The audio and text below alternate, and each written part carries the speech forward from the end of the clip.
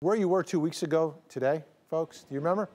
In DeKalb County, this was happening. A huge water main break shut down Buford Highway and forced thousands of people and businesses to boil their water for days. Well, the mess got us thinking, how much water does the county lose per year? Well, in 2017, it was 5.5 billion gallons.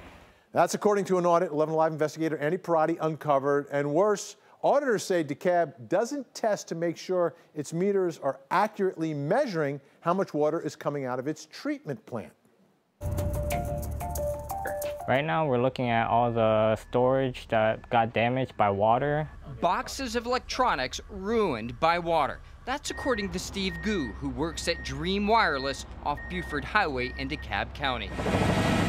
2 weeks ago, water plowed into the store after a 48-inch pipe broke across the street. All came to us because it wasn't like going down the drains. Gu says it damaged more than $1 million in merchandise. What goes through your mind when you see all this? Wasteful things that we could have sold. This is where it all started, where the pipe broke. There's no more gushing water, but as you can see, there's still a steady stream. The county says it's not a leak, it's coming from somewhere else and likely runoff. While the county is investigating how the pipe broke, according to these audits obtained by the 11 Alive investigators, water loss due to leaks jumped from 950 million gallons in 2016 to 5.5 billion gallons last year. To put that in perspective, that's enough water to fill 5,500 water towers, or enough water to fill every tank at the Georgia Aquarium 550 times. That's a lot. That's a huge increase. What's the deal? So the challenge we face right now is getting more accurate metering.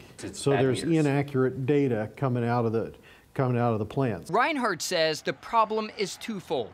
The meters which measure water coming out of the plant don't work properly, and the county needs to replace about 100,000 old meters, which measure how much water homeowners and businesses use. According to the audit, meters at the county's plant are not tested or calibrated, and there is no routine review to make sure readings are accurate. Is it true that the county isn't sure how much water is coming out of the plant?